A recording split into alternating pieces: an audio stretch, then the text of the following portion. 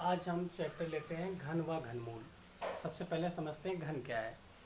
घन का अभिप्राय जैसे यहाँ 2 की पावर 3 लेते हैं तो उसे हम घन कहते हैं। यानी किसी भी राशि का अगर क्यूब निकाल लें, घन मतलब 3 बार उसको गुणा कर दें तो वो हमारा घन कहलाता है। जैसे यहाँ पर कर लीजिए तो 2 × 2 × 2 बराबर कितना होगा, 2 दूनी 4 दूनी 8।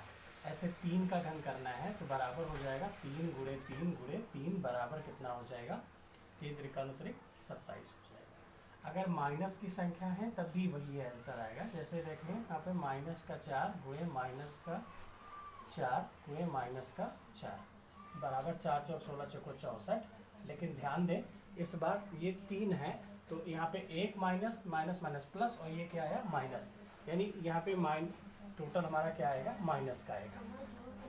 तो ये ध्यान रखें, धनात्मक संख्या का धनात्मक और ऋणात्मक संख्या का क्या आएगा, ऋणात्मक आएगा। ऐसे परिमेय संख्या का भी निकाल सकते हो। जैसे 5 बटे यहाँ 6 लिखा है और इसका हमको घन करना है तो इसका मतलब 5 × 5 × 5 और बटे 6 × 6 × 6 करना होगा बराबर 125 बटे 216। ये हमारा घन हो जाएगा।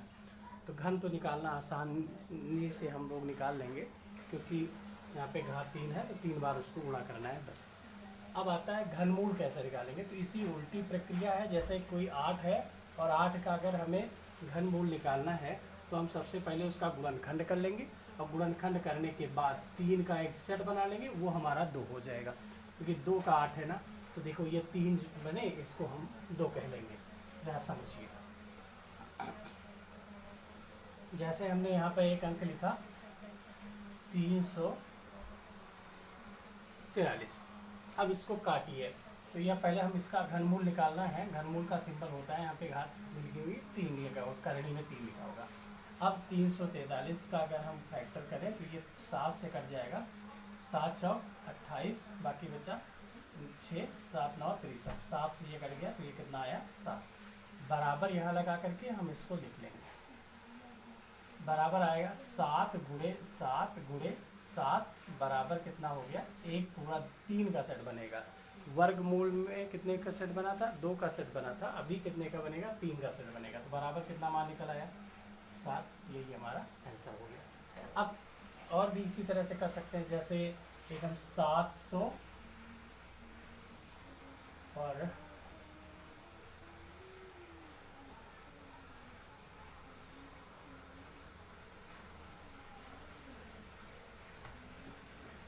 729 का निकालते हैं।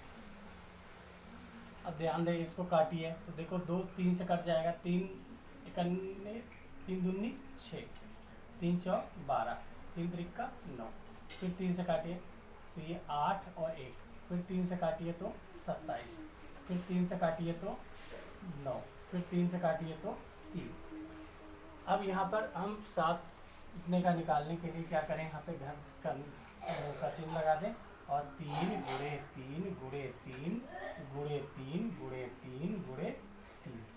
देखो कितना बन गया, 2 सेट बन गए तो दोनों पर आ जाएगा 3 × 3 बराबर 3 त्रिका 9। और ध्यान रखें उस बार हम लोगों ने इसमें किया था तो चिन्ह लगा दिए थे प्लस माइनस का, इस बार नहीं लगाना। अगर प्लस का है तो प्लस आएगा, अगर यहाँ माइनस लगा होता तो किसका रिजल्ट आता, माइनस का आएगा। यानी इस तरह से हमारा 9 आंसर हो गया।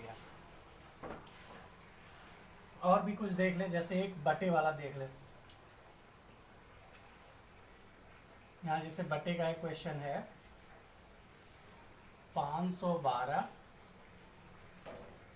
और बटे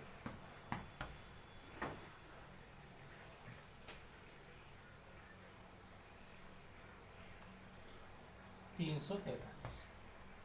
ठीक है, अब घनमूल निकालना है तो हम सबसे पहले क्या करेंगे, ऊपर वाले का फैक्टर कर लीजिए। 512 2 से कटेगा तो कितना आएगा, 2 5 6, फिर 2 से कटेगा तो 128, फिर 2 से कटेगा तो 64, फिर 2 से कटेगा तो 32, फिर 2 से कटेगा तो 16, फिर 2 से कटेगा तो 8, फिर 2 से कटेगा तो 4, फिर 2 से कटेगा तो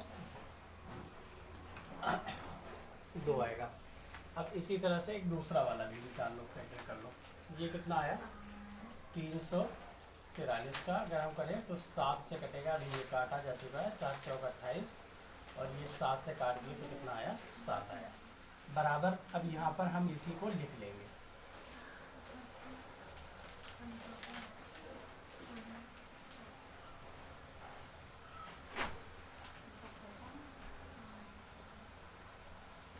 ये आएगा 2 गुणे 2 गुणे 2 गुणे 2 गुणे 2 गुणे 2 गुणे 2 गुणे 2 गुणे 2, 3 3 6 3 9।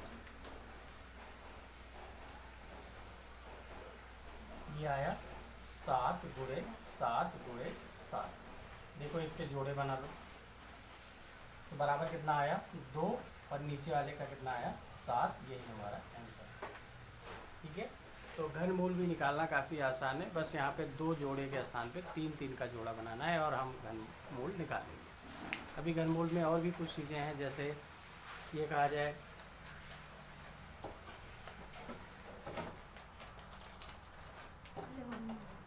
ध्यान से समझेंगे, जैसे पार्ले जी वाले बिस्कुट आते हैं, छोटे छोटे पैकेट वाले ना,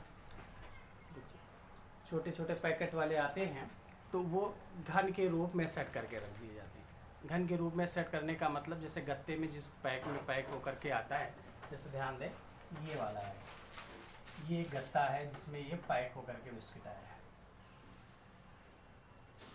अब वो किस तरह से रखा गया होगा, जैसे रखते हैं, मान लो मैंने 5 यहाँ रखा है, कितना होता है ये मुझे बिल्कुल कंफर्म नहीं है, नहीं तो गिनना शुरू कर दो कि नहीं इतने होते हैं। चल भाई मान लेते हैं, कल्पना करते हैं कि इसमें एक 5 इधर इधर रखे हैं, ठीक है, 1 2 3 4 और ये 5।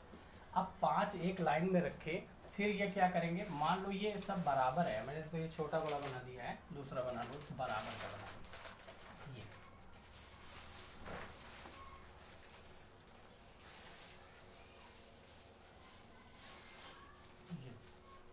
अब ये बराबर है, अगर ये 5 इधर आए तो 5 ही कल्पना करिए कि 5 इधर भी आएंगे, यानी ये समझ लें आप, ये इधर नीचे वाली स्थिति बना देते हैं, तो ये बराबर का बना लो, ये यहाँ पर 1 2 3 4 और ये कितना 5, तो ये 1 2 हो गए, 3 हो गए, 4 हो गए और ये वाला 5, यानी 5 इधर तो 5 ही उधर। अगर इस तरफ से 5 है तो दूसरी मतलब लंबाई में अगर पंक्ति में 5 है तो 5 ही उसमें क्या हो, पंक्तियां हो।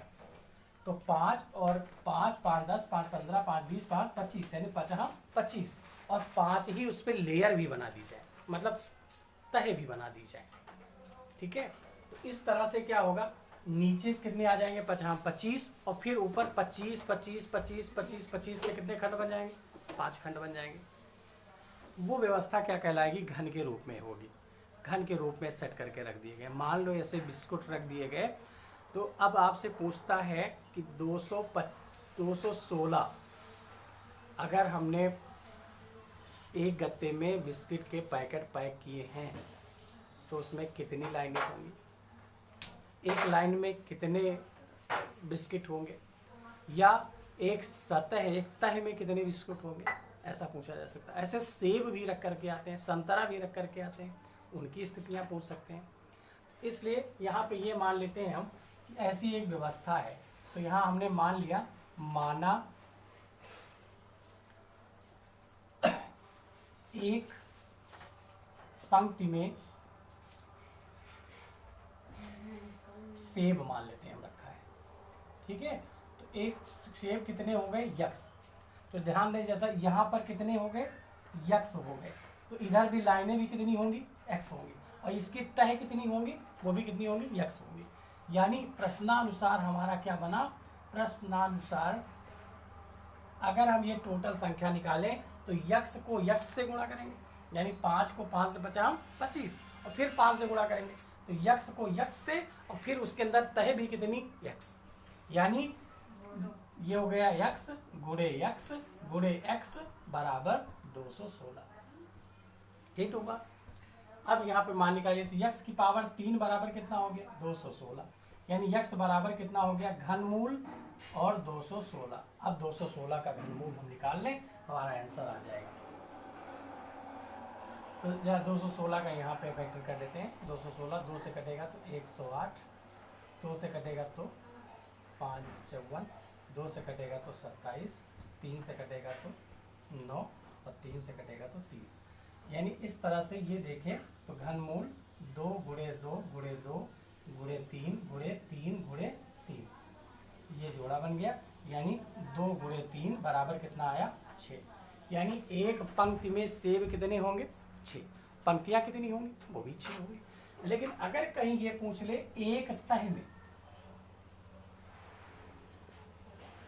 एक तह में सेब यानी नीचे वाली लेयर में कितने सेब भरे हैं, तो क्या होंगे 6 और गुणे 6। ठीक है भाई, 6 6 6 6 तो बराबर कितना हो जाएगा 6 गुणे 6 बराबर हो जाएगा 36। अगर तह में पूछता है तब एक तह में सेब कितने हो जाएंगे 36, और अगर पंक्तियां पूछता है तो कितनी हो जाएंगी 6, और अगर एक पंक्ति में सेब पूछता है तो वो भी हमारा आंसर कितना आएगा 6 आएगा। इस तरह के कई क्वेश्चन उसमें हैं, उन सबको हमें हल करना है।